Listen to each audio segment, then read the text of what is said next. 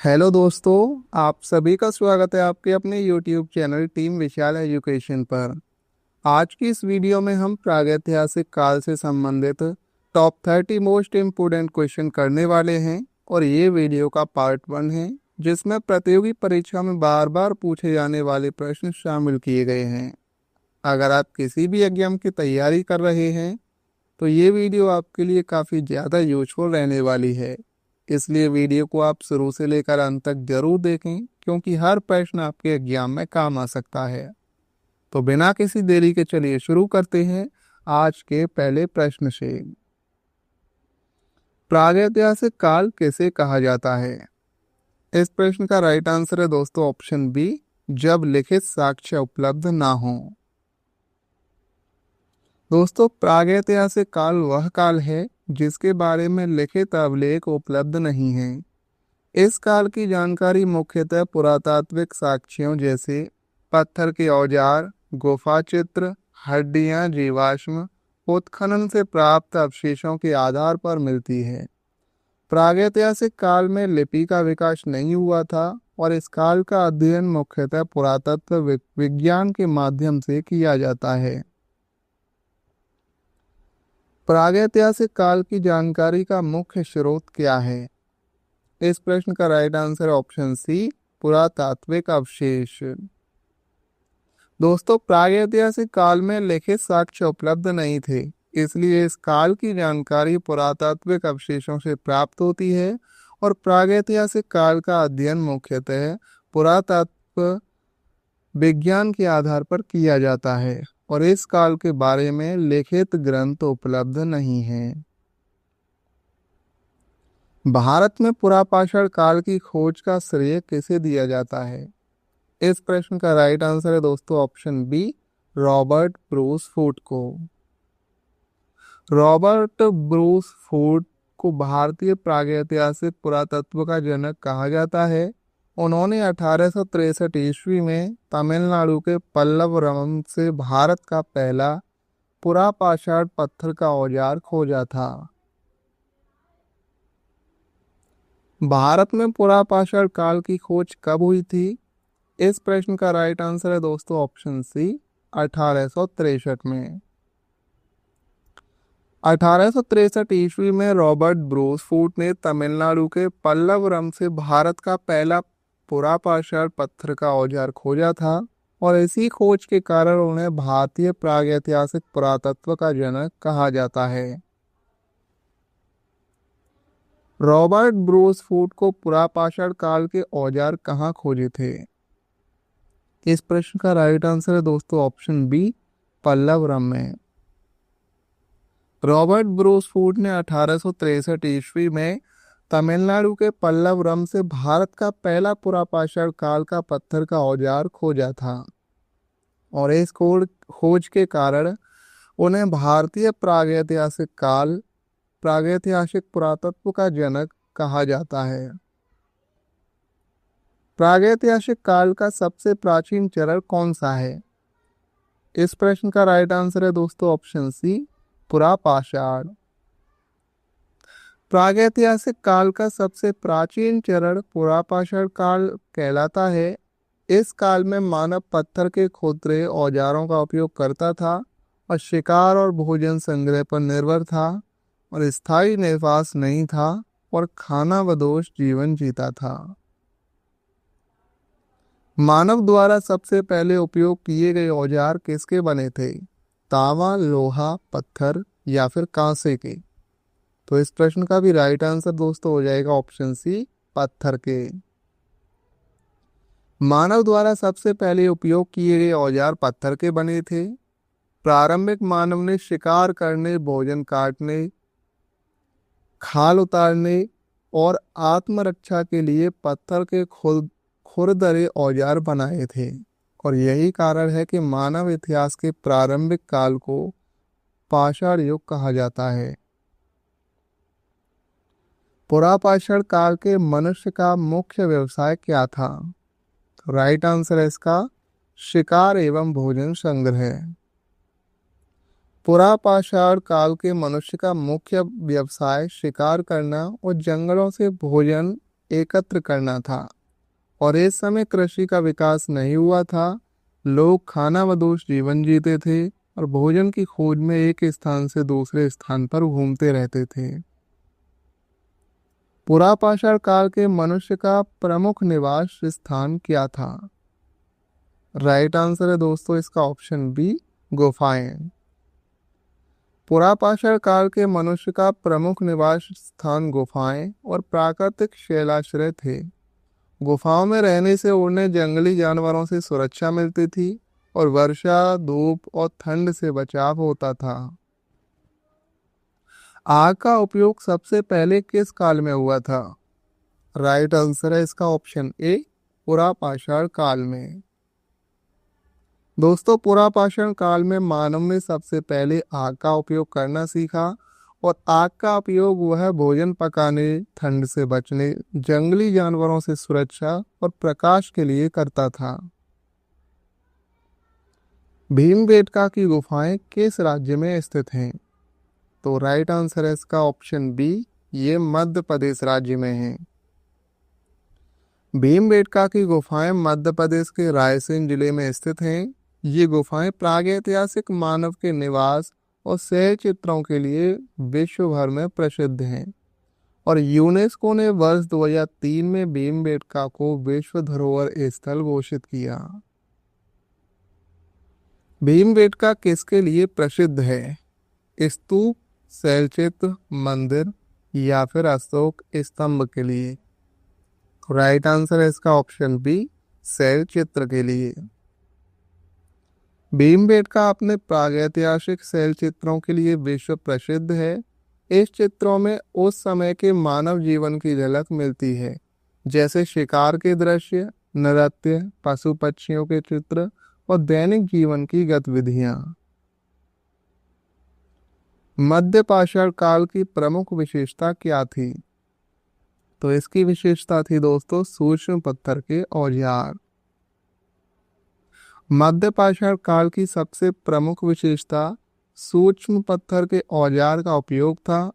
ये छोटे नुकीले और अधिक उपयोगी औजार थे जिनका प्रयोग शिकार, मछली पकड़ने और दैनिक कार्यों में किया जाता था और इसी काल में शिकार के साथ मछली पकड़ने का भी विकास हुआ।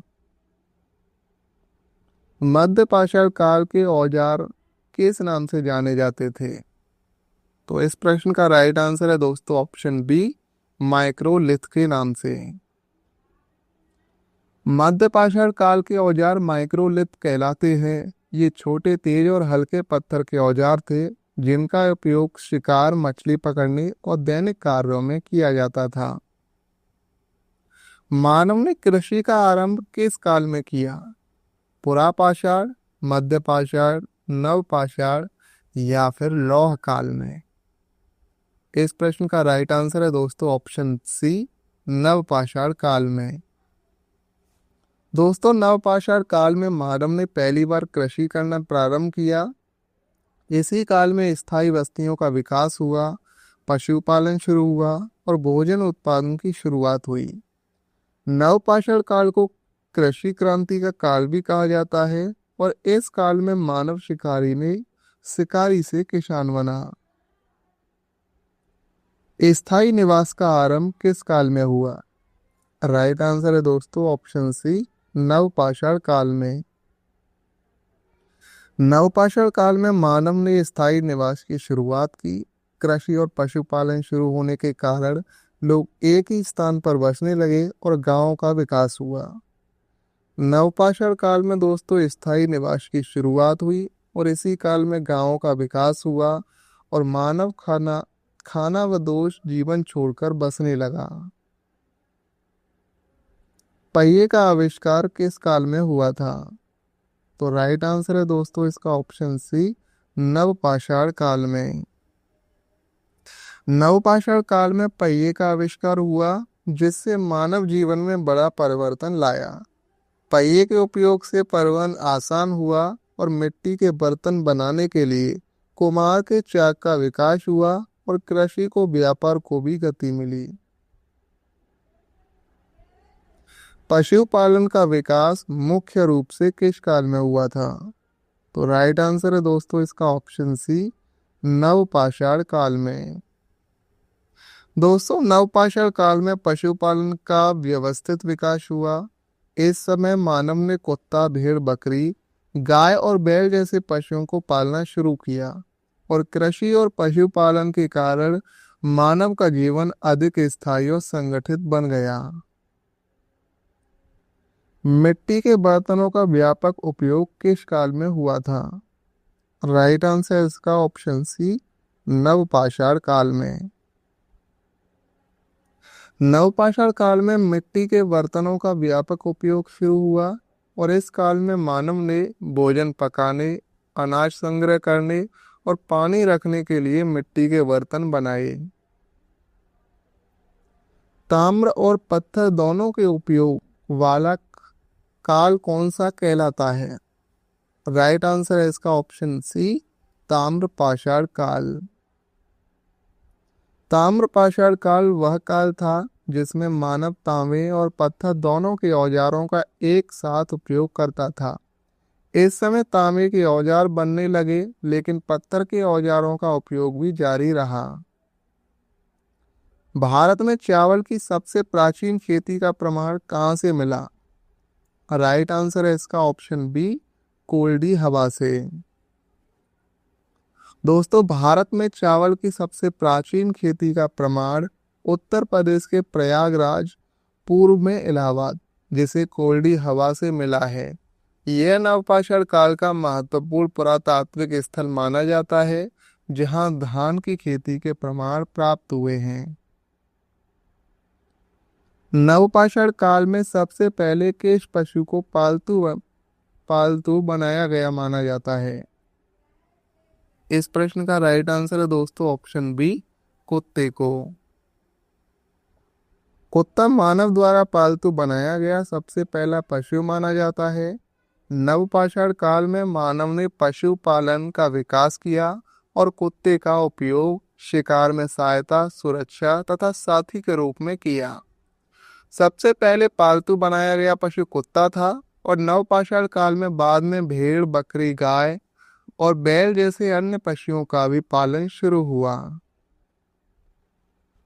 प्रागैतिहासिक काल में जीवन मुख्यतः किस पर निर्भर था? तो राइट आंसर है इसका दोस्तों ऑप्शन सी, प्रकृति। प्रागैतिहासिक काल में मानव का जीवन पूरी तरह प्रकृति पर निर्भर था। वह अपनी आवश्यकताओं की पूर्ति के लिए जंगलों से फल, कंदमूल एकत्र करता था, शिकार करता था और नदियों और प्राकृतिक जल स्रोतों पर निर्भर रहता था। पुरापाषाण काल के प्रमुख औजार किस पत्थर से बनाए जाते थे? तो राइट आंसर हो जाएगा इस प्रश्न का दोस्तों ऑप्शन बी, क्वार्टजाइट। पुरापाषाण काल के प्रमुख औजार क्वार्टजाइट पत्थर से बनाए जाते थे और क्वार्टजाइट एक कठोर पत्थर है, इसलिए इससे बने औजार मजबूत और धारदार होते थे। इन औजारों का उपयोग शिकार, लकड़ी काटने तथा दैनिक कार्यों में किया जाता था। भारत में नवपाषाण संस्कृति का प्रमुख स्थल कौन सा है? इस प्रश्न का राइट आंसर है दोस्तों option A, Burj home. Burj home Bharat की नवपाषाण संस्कृति का एक प्रमुख पुरातात्विक स्थल है। यह जम्मू कश्मीर में स्थित है और यहाँ से गड्ढे नुमा मकानों, पत्थर के औजार, पशुपालन तथा मानव और पशुओं के अवशेष प्राप्त हुए हैं। बुर्ज होम किस केंद्र शासित प्रदेश या राज्य में स्थित है? तो राइट आंसर है ये ऑप्शन बी, जम्मू कश्मीर में। गड्ढे में बने मकानों के लिए कौन सा नवपाषाण स्थल प्रसिद्ध है? तो राइट आंसर है दोस्तों इसका ऑप्शन बी, बुर्ज होम। बुर्ज होम अपनी गड्ढों में बने मकानों के लिए प्रसिद्ध नवपाषाण कालीन स्थल है। यहाँ के लोग जमीन में गड्ढा खोदकर उसके ऊपर लकड़ी और घास फूस से छत बनाते थे। नेक्स्ट प्रश्न है दोस्तों, चिराद नवपाषाण स्थल किस राज्य में स्थित है? तो राइट आंसर है इसका ऑप्शन ए, बिहार। चिरान भारत का एक प्रसिद्ध नवपाषाणकालीन पुरातात्विक स्थल है जो बिहार के सारण यानी छपरा जिले में गंगा और घाघरा नदियों के संगम के पास स्थित है। प्रागैतिहासिक काल के बाद कौन सा काल आता है? तो इस प्रश्न का राइट आंसर है दोस्तों आद्य ऐतिहासिक काल।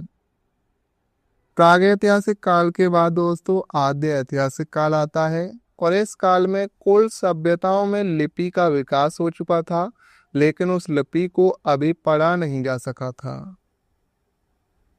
आद्य ऐतिहासिक काल का प्रमुख उदाहरण कौन सी सभ्यता है?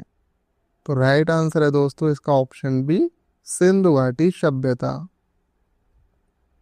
आद्य ऐतिहासिक काल का सबसे प्रमुख उदाहरण सिंधु घाटी सभ्यता है और इस सभ्यता में लिपि का विकास हो चुका था, लेकिन आज तक सिंधु लिपि को पूरी तरह पढ़ा नहीं जा सका है, इसलिए इसे आद्य ऐतिहासिक सभ्यता कहा जाता है। दोस्तों आज की इस वीडियो के पार्ट 1 में हमने प्रागैतिहासिक काल से संबंधित टॉप 30 मोस्ट इम्पोर्टेंट क्वेश्चन को कवर किया है। अगर ये वीडियो आपके लिए हेल्पफुल रही हो तो वीडियो को लाइक करें, शेयर करें और चैनल को सब्सक्राइब करना ना भूलें। तो चलिए मिलते हैं एक और नई वीडियो के साथ। धन्यवाद। जय हिंद।